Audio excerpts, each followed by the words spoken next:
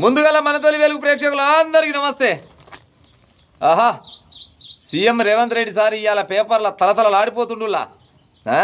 నగర్ కర్నూలు జిల్లాలంట మహిళా సంఘాలలోకి చెక్కులు పంచిండు. సంతోషం సార్. మంత్రులు కూడా ఉండగా ఇలా దామోదర్ ఉన్నాడు, దామోదర్ నర్సే, రాజనర్సే ఉన్నాడు, జూపల్లి ఉన్నాడు, శ్రీహారి ఉన్నాడు, ఇక అందరు ఉంటారు. కానీ అయితే ఏం చెప్పుకొచ్చిండికి ముచ్చట్లు అంటే ఈయన చెక్కులు ఇచ్చినాక 10 ఏళ్ళు ఈ తెలంగాణకు 10 సంవత్సరాలు నేనే ముఖ్యమంత్రిని ఉంటా, రాసి పెట్టుకోరు మీరు అని చెప్తుండు ముచ్చట.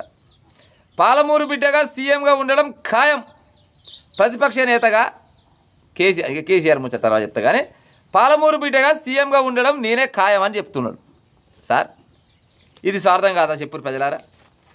ఇప్పుడు 10 సంవత్సరాలు కాదు 20 సంవత్సరాలు మా కాంగ్రెస్ పార్టీ అధికారంలో ఉంటుందంటే అదొక మాట, మా కాంగ్రెస్ వాళ్ళు అధికారంలో ఉంటారంటే అదొక మాట. కానీ నేనే ఉంటానేది అదే ఇది ఎక్కడ పాపం పాడే స్వార్థం కాదా ఇది?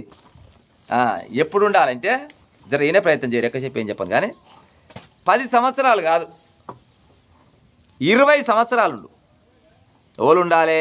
కాంగ్రెస్ పార్టీ ఉండాలని మీరు అనుకుంటే 20 సంవత్సరాలు ఉండాలి. ఎప్పుడు ఉండాలంటే ఈ తెలంగాణ మొత్తానికి ఇందిరమ్మ ఇల్లు మొత్తం సంపూర్ణంగా ఇచ్చినాడు జనాలు మిమ్మల్ని ఆశీర్వదిస్తారు. అవునా కాదా? మళ్ళా పోతే తెలంగాణ మొత్తానికి రేషన్ కార్డులు 10-14 ఏళ్ళ నుంచి రేషన్ కార్డులు లేవు. నిన్న రేషన్ కార్డుల కార్యక్రమం మొదలుపెట్టారు కదా, అవిటిని సంపూర్ణంగా ఇచ్చే ఉపాయం చేయాలి. ఇంకప్పుడు తెలంగాణ ప్రజలు మిమ్మల్ని 20 ఏళ్ళు ఆశీర్వదిస్తారు. ఆ తర్వాత పోతే నిరుద్యోగులు, ఉద్యోగాలు లేక రోళ్ళ పోయింటి బువ్వ కూడా లేకుండా నీళ్ళు తాగి బతికే నిరుద్యోగులు, డిగ్రీలు చేతులు పట్టుకొని ఉన్న వాళ్ళు బొచ్చడు మంది ఉన్నారు.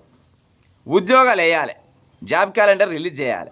గప్పుడు తెలంగాణ ప్రజలు 10 ఏళ్ళు కాదు 20 ఏళ్ళు ఉంచుతారు మిమ్మల్ని. అవునా కాదా ప్రజలారా? ఇంకెప్పుడు ముసలోళ్ళ పింఛన్లు బరాబరు 1 తారీఖు వేయాలి.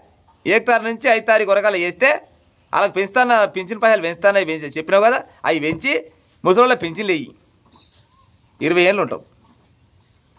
మళ్ళీ పోతే వితాంతుల పింఛన్లు వేయి, వాళ్ళకి పెంచుతాను, పెంచి వాళ్ళకి 20 ఏళ్ళు ఉంటావు.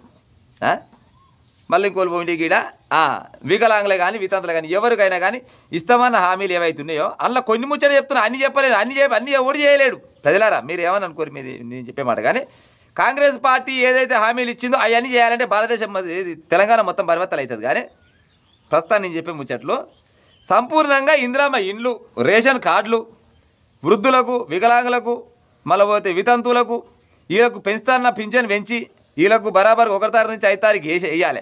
గిట్లా వేస్తే 20 ఏళ్ళు ఉంటారు పక్క, ఉండరంటవా? అది పోతే ఫస్ట్ ప్రజలకు ఉపాధి కావాలి. ఉపాధి కల్పించే ఏమైనా పథకాలు తీసుకురావాలి. పనికిరాని పథకాలు తీసుకురావద్దు. పనికిరాని పథకాలు ఇళ్ళలో వండుకొని మేము రుణం అవి మాఫీ చేస్తాం, ఈ మాఫీ చేస్తాం, ఏది రైతులకు కాకుండా కొంతమందికి రైతులు చూసినావు ఇంకో గసంటివి చేయకూడదు. అవి పశలు చెట్లకు ఏం కాస్తలేవు. ఉపాధి కల్పించాలి, యువతకు ఉపాధి కల్పించాలి, ప్రజలకు ఉపాధి కల్పిస్తే 10 ఏళ్ళు కాదు రేవంత్ రెడ్డి గారు మీ కాంగ్రెస్ ప్రభుత్వాన్ని 20 ఏళ్ళు ఉంచుతారు. జనాలకు కావాల్సిందే మంచి కదా, వాడని వద్దంటాడా? ప్రజలకు ఉపాధి అయిపోయినాక ముఖ్యంగా జనాలకు కావాల్సింది మనిషి బతకాలంటే వైద్యం కావాలి, వైద్యం బరాబర్గా కావాలి. వైద్యం చేపిస్తే నిజంగానే 10 ఏళ్ళు కాదు 20 ఏళ్ళు ఉంచుతారు మిమ్మల్ని. వైద్యంతో పాటు విద్య కావాలి, నాణ్యమైన విద్య కావాలి, ఉత్తుత్త విద్య కాదు, నాణ్యమైన విద్య కావాలి. నాణ్యమైన విద్య ఇస్తే ప్రజలు మంచిగా ఆశీర్వదిస్తారు. కాంగ్రెస్ పార్టీ అంతా ఏమన్నా పార్టీ లేదురా, ఎవరైతే మాకు మంచి కావాలని అనుకుంటారు. అవునా కాదా? మీరు ఏది విద్య మీద పెట్టిన బడ్జెట్ ఎంత, వైద్యం మీద పెట్టిన బడ్జెట్ ఎంత, గది కూడా ఒకసారి గుర్తు చేసుకొని ప్రభుత్వం ముందరకు పోద్దా వెనక పోద్దా అని ఆలోచించాలి. రైతులకు రుణమాఫీ అంటారు కదా, రైతుల రుణమాఫీ అనేది సంపూర్ణంగా చేయాలి. సంపూర్ణంగా చేస్తే రైతులు ఎద్దేడిచిన ఏ విషయం ఎన్నడూ ముందర పడతారు. రైతులు ఎన్నడైతే నిన్ను సాపిస్తారో ఇక అది ముందర పడదు. ఫస్ట్ రైతులను చూసుకునే ఉపాయం చేయాలి. ఇవన్నీ చేస్తే నీకు 10 ఏళ్ళు కాదు 20 ఏళ్ళు. ఇవన్నీ చేయంగా కూడా అవినీతి లేని పాలన కావాలి. అవినీతి లేని పాలన జరిగితే నిజంగానే నువ్వు అన్నట్టు 10 ఏళ్ళు కాదు 20 ఏళ్ళు వెళ్తారు కాంగ్రెస్ వాళ్ళు. కాకపోతే నువ్వేం రాసుకొచ్చుకోవాలి, పుడతనే రాసుకొచ్చుకోవాలి. తెలంగాణ రాష్ట్రానికి మొత్తానికి నేను ముఖ్యమంత్రిగా ఉంటా, పాలమూరు వాళ్ళు మీరు రాసి పెట్టుకోరి అని నీ స్వార్థపూర్వ మాటలు కావు సార్. కాంగ్రెస్ పార్టీ అధికారంలోకి ఉండా అంటే అదో లెక్క. కానీ నేనున్నానే లెక్కదే పాడైపోనా మొత్తం రాసుకొచ్చుకున్నట్టుగా. అసలుకు ఇప్పుడు లెక్క ప్రకారంగా సరే కేసీఆర్ ముచ్చట చెప్పిన చెప్తా కానీ ఇంకేమో చెప్తాడు. పాలమూరు బిడ్డగా సీఎం ఉండడం ఖాయం, ప్రతిపక్ష నేతగా కేసీఆర్ అసెంబ్లీకి రావాలి. అయ్యా కేసీఆర్ అసెంబ్లీకి రావడం జరుగుతుంది ప్రజలారా? జరగదు. దున్నపోతులు నాగలు కట్టినట్టే ఉంటుంది.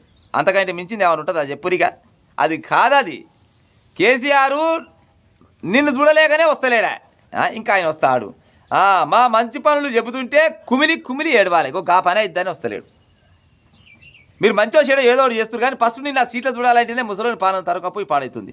నిన్నమన్నా నేను నీ అమ్మ నా కళ్ళ ముందర విరిగినోడు నేను పొట్టు పొరక తిడితే ఇవాళ వచ్చి సీఎం సీట్లో కూర్చునే పాడైపోయిన నా తలకాయ గుట్టేసిన పని అయిద్ది అనుకొని ఇజ్జత్ పాటపడి వస్తలేడు.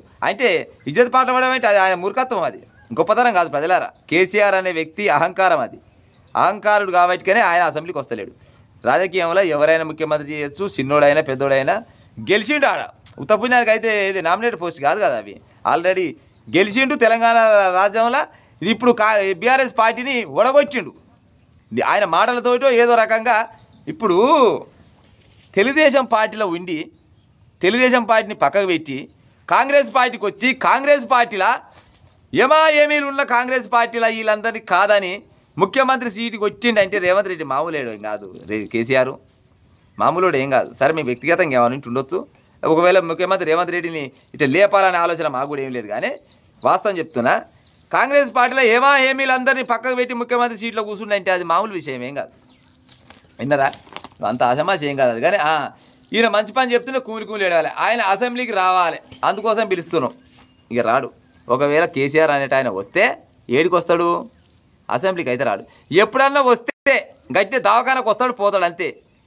అంతకు మించింది ఏమి లేదా. యశోదకో లేకపోతే ఇంకేమైనా పెద్ద మంచి హై క్లాస్ హాస్పిటల్కి వచ్చిపోతాడు, అంతవరకే. ఆయన పామదలకి వెళ్ళిపోతే అటుపోవలసిందే. ఇటు వచ్చే కాలం అయితే ఏమి లేదు. ఇక వస్తాడు ప్రజలారా? రాడు. ఎందుకు రాడు? ఈ రేవంత్ రెడ్డి చూడబుద్ధి కాకనే వస్తలేడు. అది ఆయన ఏమంటారు బచ్చితనమో దశతనమో లేకపోతే ఓర్చుకోలేని గుణం కాబట్టి వస్తలేడు, అంతేగాని అంతకు మించి అయితే ఇంకేముండదు. కానీ రేవంత్ రెడ్డి గారు మీరు నిజంగా కూడా ఈ తెలంగాణ రాష్ట్రానికి మీరైతే మీరు కాదు కాంగ్రెస్ పార్టీలో వెళ్ళాలంటే పక్కా నేనైతే ఏది చెప్పినా మరోసారి గుర్తు చేస్తా. సంపూర్ణమైన ఇందిరమ్మ ఇండ్లు, రేషన్ కార్డులు, నిరుద్యోగులకు ఉద్యోగాలు, ముసలులకు పింఛన్లు, వితంతులకు పింఛన్లు, మళ్ళీ పోతే వికలాంగులకు పింఛన్లు, మళ్ళీ ఇంకేమో రాష్ట్రీయ విద్య వైద్యం, వాటితో పాటుగా అవినీతి లేని పాలన. గీ ఎప్పుడైతే జరుగుతాయో జనాలకి ఇవి సార్ ఇవి చాలు. ఈ ఉచిత బస్ అని లేకపోతే మీరు ఇంటనే ఉండూరి నేను ఆ శక్తి కింద ఈ శక్తి కింద 3 లక్షలు వేస్తా 4 లక్షలు వేస్తా, అవి మాపు అవుతాయి, 7 కేలు అయితే మాపు, అయితే మాపు. పసిలో ఉండి చెట్ల కాయలు కాస్తున్నాయా? వీగానే పోయి బీక్కొస్తాందుకు కష్టం చేసినాయి కదా పైలు వచ్చేది. పనికిరాని హామీలు పక్కకు పెట్టు. అదే ఇంకో విషయం కూడా చెప్పినావు వయ్యా, అమలక్కలు అందరికీ 2500 రూపాయలు ఇస్తా అని చెప్పినావు. ఆ సంగతి మర్చిపోయినట్టు. అవి కనుక ఇవ్వకపోయినాం అనుకో వచ్చేసారి మాత్రం వెరికే కదా అక్కయ్యలు ఏం చేస్తారనేది. ఇంకో నువ్వు ఇచ్చిన హామీలల్లా ఒక 20% హామీలు అమలుపరిచినా కానీ తెలంగాణ రాష్ట్రంలో మళ్ళా కాంగ్రెస్ పార్టీ అధికారం ఉంటే ఉండొచ్చు, అంతవరకే. కానీ నా పరిపాలన ఉంటుందని ఏదైతే అన్నావో అది నీ ఏమంటారు నీ స్వార్థం అయిపోతుంది సార్. అది ప్రజలారా అవునా కాదా?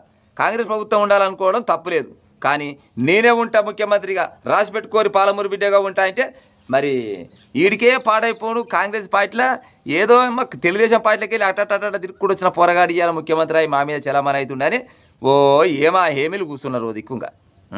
ఎప్పుడు సందు దొరుకుతుందా నిన్ను దింపుదామని చూస్తూ చాలా మంది ఉన్నారు. ఎట్టనో పాడైపోయి గుండె పెద్దది ఉన్నట్టు మనిషి చిన్నగా ఉన్నా కానీ గుండె పెద్దది ఉన్నట్టుంది. ఎట్టనో నుక్కుంటూ వస్తున్నావు, మరి ఏమేం చేసుకుంటూ వస్తున్నా నాకు తెలియదు. కానీ ఇక ఈ మాట ఏంటివా అంటే నిన్న పొడిగేళ్ళని ఇచ్చే కాలం కూడా అయితే ఉండదు. ఇక అవసరమైతే కాంగ్రెస్ పార్టీలోకి వచ్చా పని. ఈ భారతదేశం మొత్తంలో కాంగ్రెస్ పార్టీని ఓడగొట్టే దమ్ము ఏ పార్టీకి లేదు ప్రజలారా, ఏ పార్టీకి లేదు. కానీ ఒక్కరికి ఉంటుంది. కాంగ్రెస్ పార్టీని ఓడగొట్టే దమ్ము కాంగ్రెస్ పార్టీ వాళ్ళకే ఉంటుంది. కాంగ్రెస్ పార్టీ వాళ్ళు తలుచుకుంటే కాంగ్రెస్ పార్టీని ఓడగొడతారు. అవునా కాదా చెప్పురి.